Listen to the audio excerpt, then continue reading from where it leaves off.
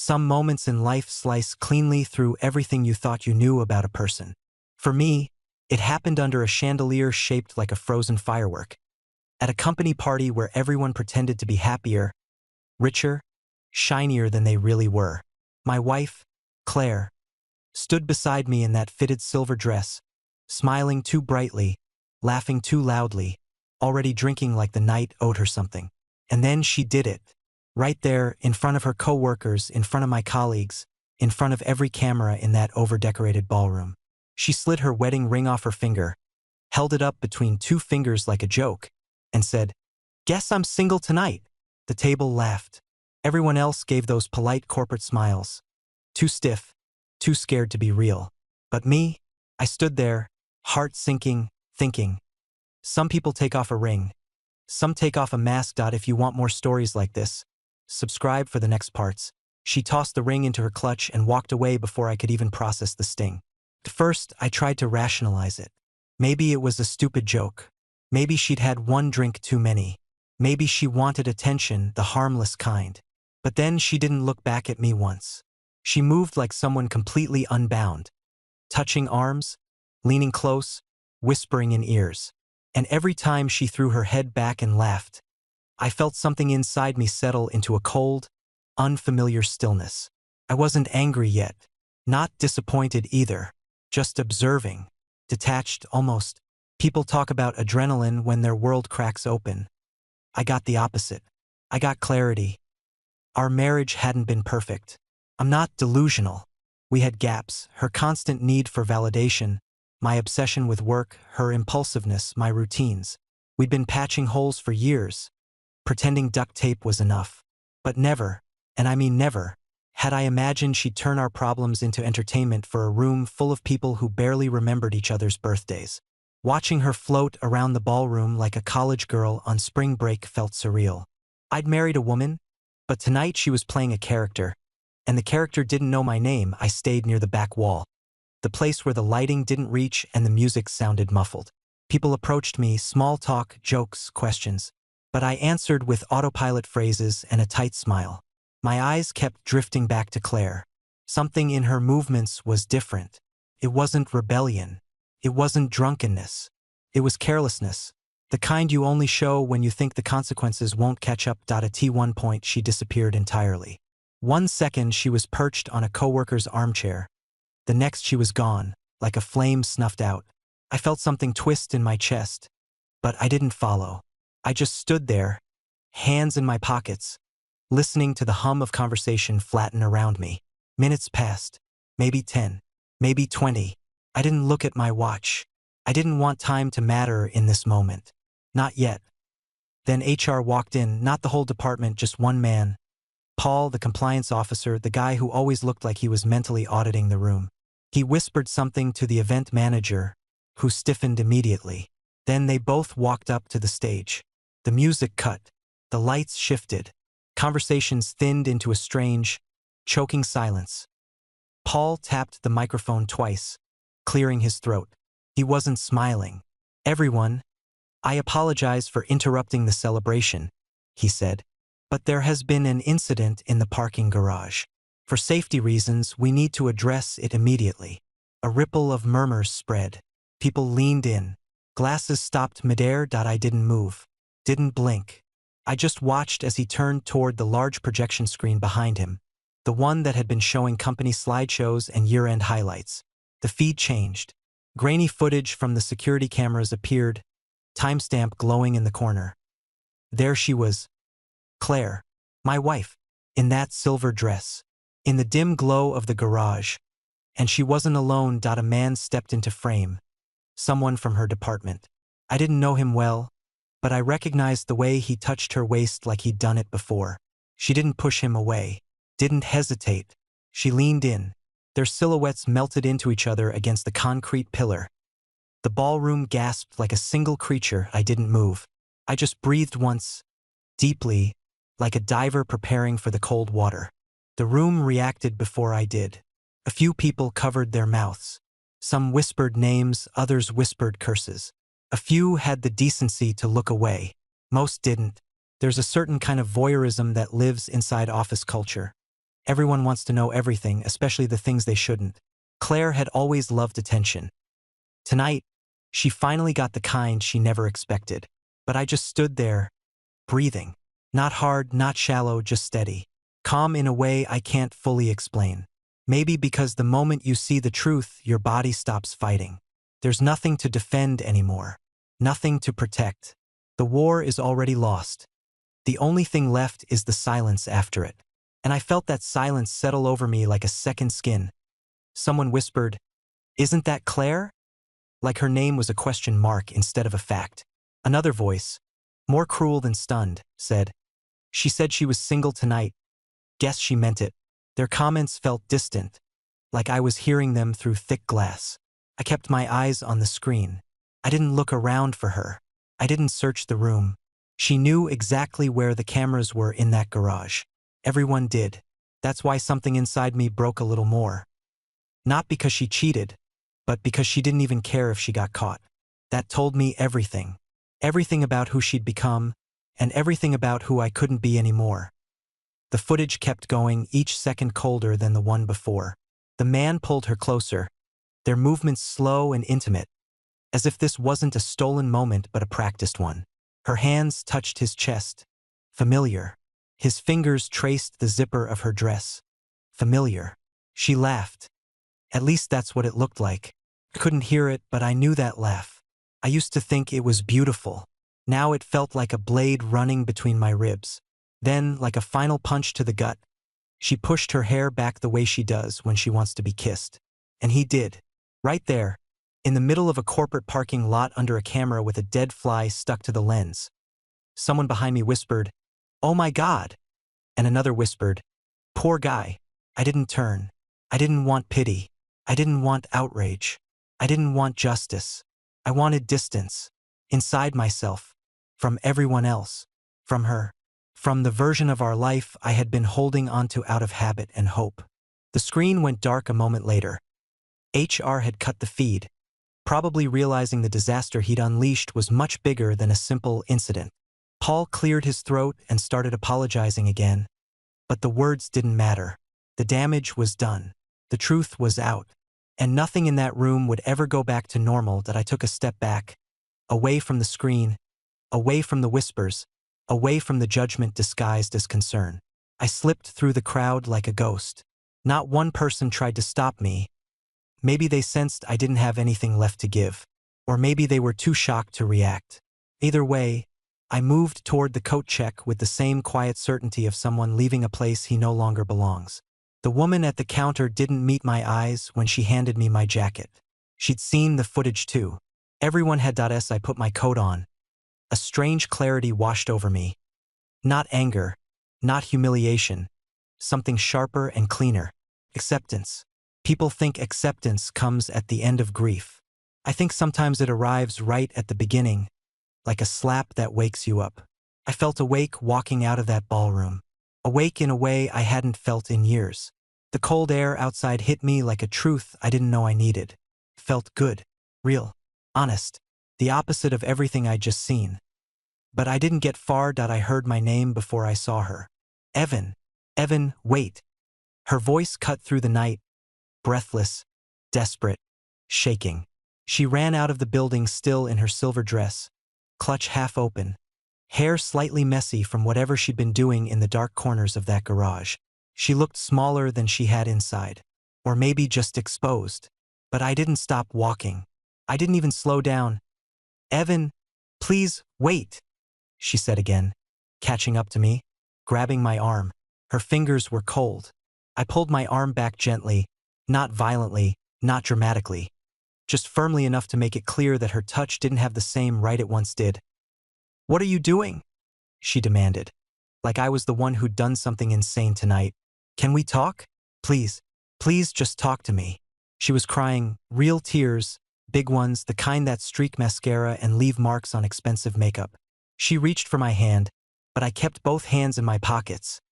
"There's nothing to talk about," I said. My voice sounded calm, too calm, startled even me. It didn't shake. It didn't tremble. It didn't rise. It didn't break. It was simply the truth, spoken plainly. She shook her head wildly. It wasn't what it looked like. It, it wasn't. I didn't know there were cameras. That's the part you're choosing to defend, I asked. Her mouth froze mid-word. She blinked, staring at me like she finally realized I wasn't going to yell or demand explanations or chase after the pieces of our marriage scattered across the concrete floor. Evan, please. You don't understand, she said, voice cracking. It wasn't supposed to. I wasn't supposed to. Get caught, I finished. She flinched like I hit her. And maybe I did, just not physically. She tried again, reaching for my arm.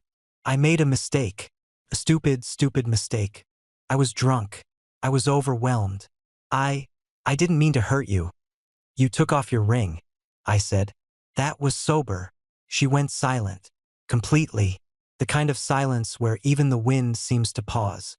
She looked at me with those glossy, devastated eyes, searching for a crack in my resolve. There wasn't one. Not anymore. Evan, please don't leave. Not like this, she whispered as I opened the car door. The interior light flicked on, sharp and sterile. There's no other way, I said. Then I sat down, closed the door quietly, and let the night settle between us like a wall. When I closed the car door, Claire's reflection hovered in the window, blurred, trembling. Her hands pressed against the glass like she could hold the moment together through sheer desperation. I didn't start the engine right away. I just sat there, staring at the steering wheel, letting the weight of everything settle exactly where it needed to land. She tapped the window softly, then harder, then with both palms. Evan, please, talk to me. Just talk to me.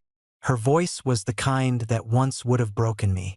Tonight, it didn't even crack the surface that I rolled the window down halfway. Not enough for her to reach in, not enough for her to feel like we were still the same people we were an hour ago. Just enough to hear her clearly. What do you want me to say? I asked. Again calm. Too calm. She looked stunned by that calmness, like she expected a screaming match, a meltdown, a scene. She didn't know how to handle quiet. Quiet meant decisions were already made. I want you to listen, she whispered. Please just listen. It wasn't what you think. It was stupid, and I didn't mean.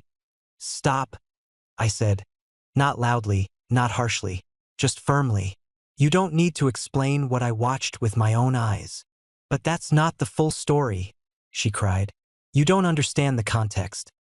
There's no context that turns cheating into something else. Her shoulders shook. She looked down at her hands, then at the ring she hadn't put back on. It sat inside her clutch, a faint glint I caught when she opened it earlier. I used to think that band meant something heavy and sacred. Tonight it looked like nothing more than a small metal circle, still warm from her skin but empty of meaning. She took a deep breath that wobbled on the way out. He kissed me, she said, voice breaking. He kissed me, and I froze, and I didn't know what to do. You kissed him back, I said. Not angrily, just fact. You touched him. You pulled him toward you. You weren't frozen. You were engaged. A tear slipped down her cheek. Then another. I don't even like him, she whispered. It wasn't real. It was stupid and reckless, and I swear to God I didn't mean to hurt you. You did, I said. Long before tonight. She blinked in confusion. What does that mean? It means this wasn't your first betrayal, I said. Just the first one with footage. She stared at me, mouth slightly open, breath catching. Evan, that's not fair. You don't know what you're saying. Oh, I know exactly what I'm saying, I replied. The late-night work events you never invited me to. The sudden weekend, team building. The phone always face down. The messages you deleted. The distance in our house. All of it. Tonight just made it official. No, she whispered, shaking her head violently. No, no, no. That's not what was happening. You're twisting. I'm not twisting anything, I said. I'm just finally acknowledging it. She looked like she'd been punched. Her lips trembled. Her mascara had smudged into the start of a bruise-colored shadow beneath her eyes. You're going to throw everything away because of one mistake? One mistake, I repeated quietly. Claire, you took off your ring and announced to a room full of people that you were single. The kiss was just confirmation. She opened her mouth but no words came out. Just a sound halfway between a sob and a plea. Evan, I was drunk. You know how I get when the pressure. You were sober enough to aim your joke at me, I said. Sober enough to show off. Sober enough to insult our marriage for attention. She wiped her face with the back of her hand, smearing makeup. I didn't mean it, she whispered. I didn't mean any of it. I swear to God. Evan, I love you. I love you so much. I just messed up. That's the problem, I said. You think what happened tonight was a mess up, a fluke, some moment you tripped and fell into. I shook my head. But it wasn't a stumble. It was a choice. And the truth is, you didn't choose me. Her breath hitched. She reached into her clutch with shaking hands, pulling out the ring and holding it toward me like an offering. Here, she whispered. Take it, please. I'll put it back on. I'll fix this. I can fix this. I just need time. I can prove to you it meant nothing. I stared at the ring, not tempted, not moved, just aware of what it represented and what it didn't anymore. Keep it, I said. It's yours. It always was. She looked confused, then terrified. Then why won't you let me fix this? Tell me what you want me to do. Anything. Anything. I'll do anything. I finally looked into her eyes. Not the way I used to, not searching for the woman I loved, but seeing the woman who stood in front of me now. The one who made her choices long before I made mine. What I want, I said, is peace. And I don't have that with you. She collapsed a little at that, her knees bent, her shoulders sagging, like the sentence knocked the wind out of her. She pressed her forehead to the edge of the window, crying softly, messily, desperately. I watched her for a moment, not with cruelty, not with satisfaction, just with a kind of sorrow I couldn't express. Evan, please don't leave me, she whispered. I can't lose you. I can't. Claire, I said gently. You lost me long before tonight. You just didn't notice. The words hung between us, heavy as a final verdict. She tried one last time. Please just come home and talk. Not here. Not like this. Let's go home. I'll tell you everything. We'll figure it out. We always figure it out. I shook my head. Not this time. Something changed in her face then. Something dark and terrified merged with an understanding she didn't want but couldn't escape. She stepped back from the car, wiping her face with trembling fingers. For a moment, she looked like she might scream, or beg, or fall apart completely. But instead she took a shaky breath and whispered, Don't do this. Please, don't walk away from us. There is no us if I'm the only one standing in it, I said. And then, slowly, I started the engine. The headlights lit the parking lot, bright, cold, unforgiving. Claire stood there in the beams, silver dress shimmering like broken glass, tears streaking her face. She lifted a hand instinctively, like she could physically stop the moment from moving forward. But she couldn't. It was already gone. I put the car in gear. She took a stumbling step toward the window. Evan, please don't leave. But I did. I pulled out of the parking lot with the quietest sound in the world. 4 tires rolling away from a life that had already ended long before the footage hit the screen. I drove for a long time without really choosing a direction. The city blurred past in streaks of white and red, buildings rising and falling like waves. I didn't turn on the radio.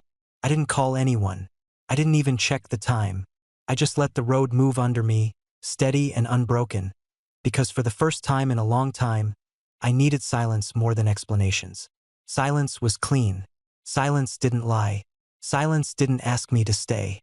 I cracked the window open halfway, letting the cold night air wash through the car, sharp enough to sting my eyes but honest enough to breathe with. My head wasn't spinning. My heart wasn't racing. Everything inside me felt strangely aligned, like the floor had stopped tilting, like I had finally stepped off a ship I didn't realize was sinking. When I finally pulled over, it was near a small overlook on the edge of the city, the kind of spot teenagers used to sneak away to on weekends, a place where the skyline looked almost gentle. I parked, turned off the engine, and leaned back in the seat. The air smelled faintly of pine and asphalt cooling in the night. For a few minutes, All I heard was the distant hum of cars and the occasional rustle of wind across the hood. And then, slowly, the emotions I'd been holding at arm's length started to shift. Not explode, not collapse, just shift, like tectonic plates realigning beneath my ribs that I wasn't mourning Claire. Not really. I was mourning the version of myself who still believed in her. The man who made excuses for the late nights, who believed the half-smiles, who hoped effort alone could resurrect something she'd already buried. That man had been loyal, patient, stubbornly devoted, and tonight he finally understood he wasn't the problem. He just wasn't loved the way he deserved. That realization didn't devastate me. It liberated me. My phone buzzed. Then again, and again. I didn't look at it. I let it vibrate against the cup holder, each buzz a pulse of a life that no longer belonged to me. Eventually, it rang. Her name lit up the screen, glowing in the dark like a confession she wasn't brave enough to make face to face. I let it ring until it died. Then it rang again. Same name, same desperation, same refusal to accept responsibility. I put the phone face down, screen hidden from the world. The calls eventually stopped. The silence after them felt like a clean break. I don't know how long I sat there before I finally turned the phone over. 7 missed calls, 14 messages, 3 voicemails. I didn't open any of them, not because I wanted to punish her, but because I already knew what they would say. Apologies dipped in self-pity, promises she wouldn't keep, justifications, tears, bargains. I'd heard every version of them before, even when she wasn't cheating. On the nights she came home angry and didn't know why, or the mornings she woke up resentful about problems she created but blamed on me. Tonight wasn't the beginning of our end. It was the final chapter of a book I'd kept reading out of habit. I stepped out of the car and leaned against the door, breathing in the cold air. The city lights flickered on the horizon like reflections on water. For the first time, I thought about home, not as a place but as a feeling. A feeling I hadn't felt in that house for a long time. Not with her. Not with the tension. Not with the distance that had seeped between us like slow poison. Home wasn't where she was anymore. Maybe it hadn't been for years. Eventually, I knew I had to go back. Not to reconcile, not to argue, but to collect the things that were mine. My peace, my dignity, my life. So I got back in the car and drove toward the house with a strange, grounded certainty. It wasn't fear. It wasn't dread. It was resolve. The kind that doesn't shout. It simply guides your steps. When I pulled into the driveway, her car was crookedly parked like she'd rushed home in chaos. The porch light was on. The living room lights were on. The kitchen lights were on. And through the front window, I saw her silhouette pacing, frantic, hands on her head, phone pressed to her ear.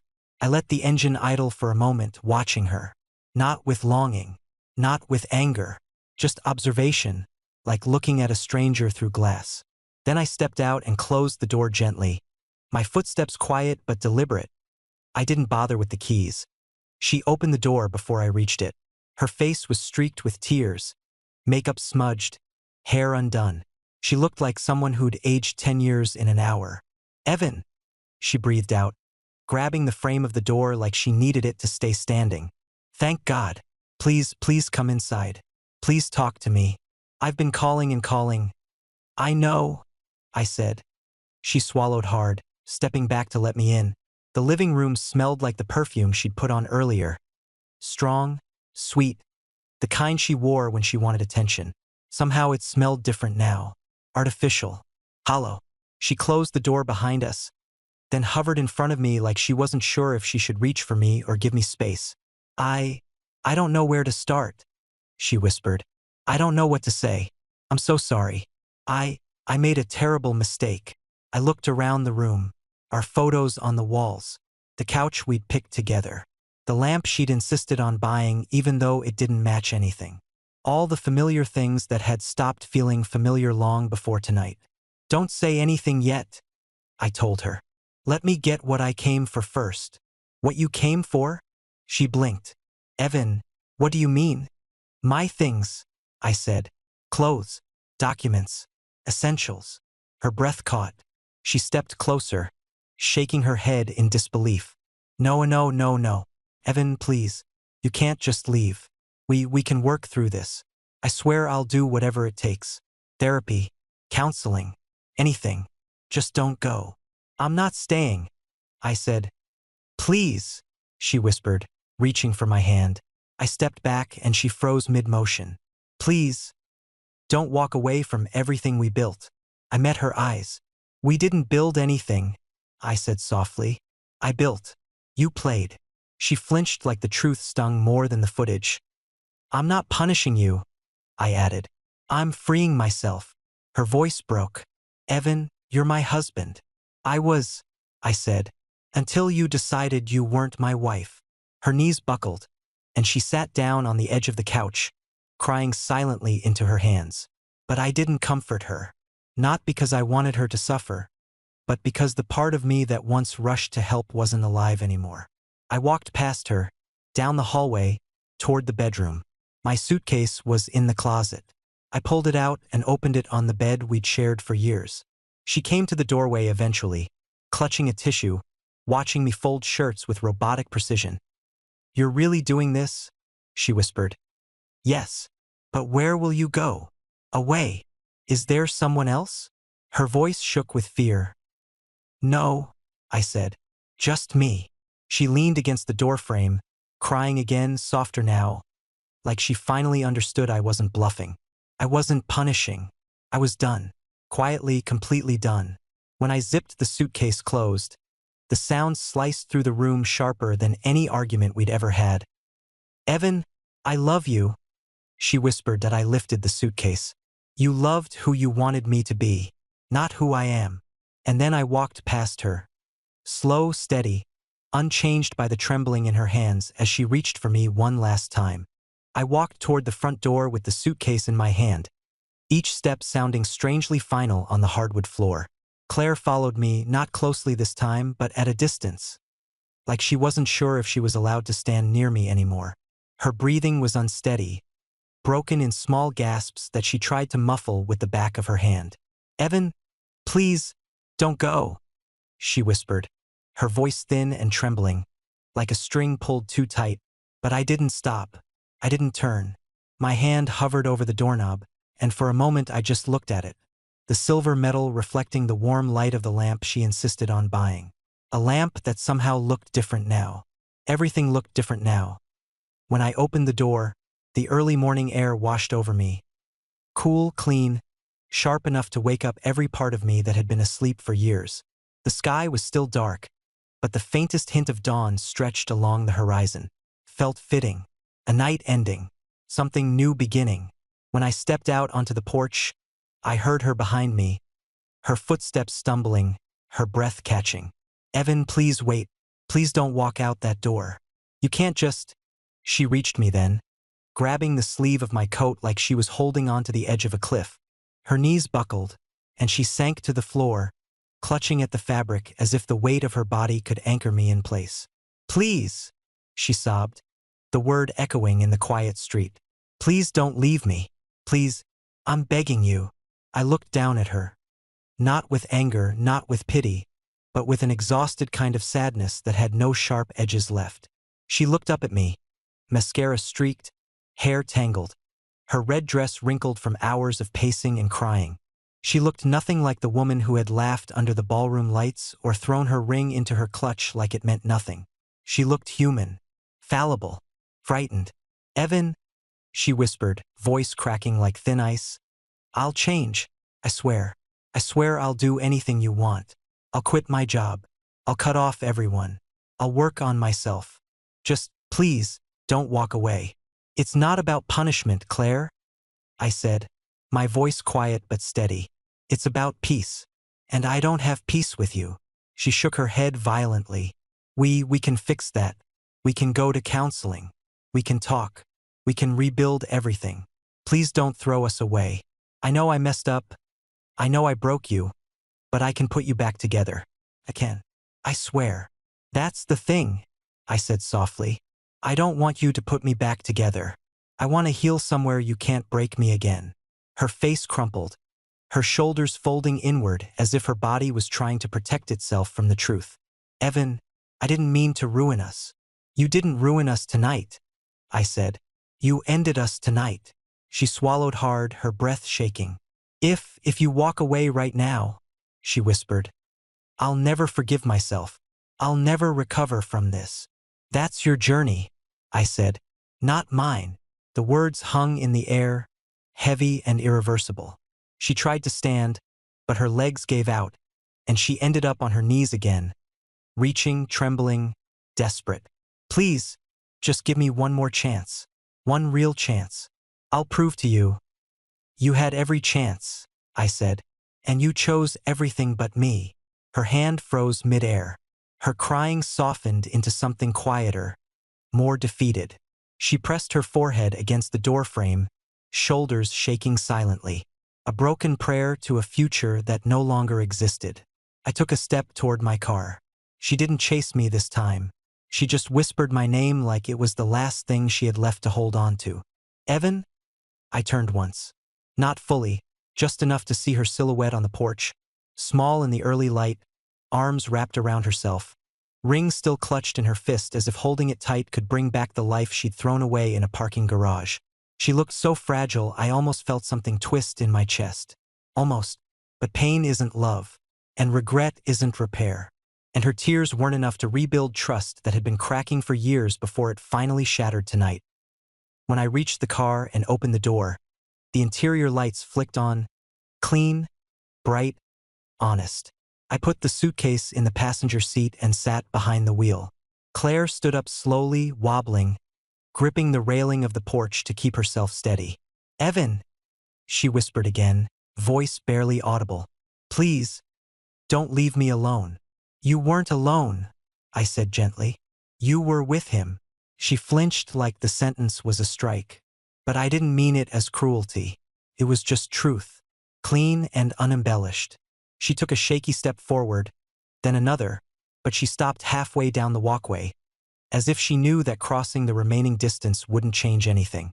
Her hands balled into fists at her sides. I love you, she said. The words small, cracked, almost unrecognizable. I didn't respond right away. I let the silence answer for me. Then, quietly, sometimes love isn't the problem. Sometimes respect is. Her breath caught like she was drowning on dry land, and I closed the car door gently. Not slammed, not rushed, just a final boundary set with quiet clarity. She stepped forward instinctively, like she might try one last desperate plea, but the moment was already gone. I turned the engine on. Her lips trembled. Her shoulders sagged. She took one step back, then another, like she was slowly accepting the truth her heart couldn't handle yet. When I drove away, the sound of tires on pavement was the only goodbye. I didn't look back again. I didn't need to. The chapter had closed before I reached the end of the street. The sky slowly brightened as the city woke up, soft blues stretching across the horizon, the world shifting into a new day. I felt that shift inside me too. For the first time in years, I wasn't carrying her fears, her chaos, her choices on my shoulders. I was just myself again, quiet, steady, free. And as the dawn finally broke fully, I realized something that made the road ahead feel wide open and strangely light. Leaving wasn't the end of anything. It was the start of everything I'd forgotten I deserved. If you want more stories like this, subscribe for the next ones.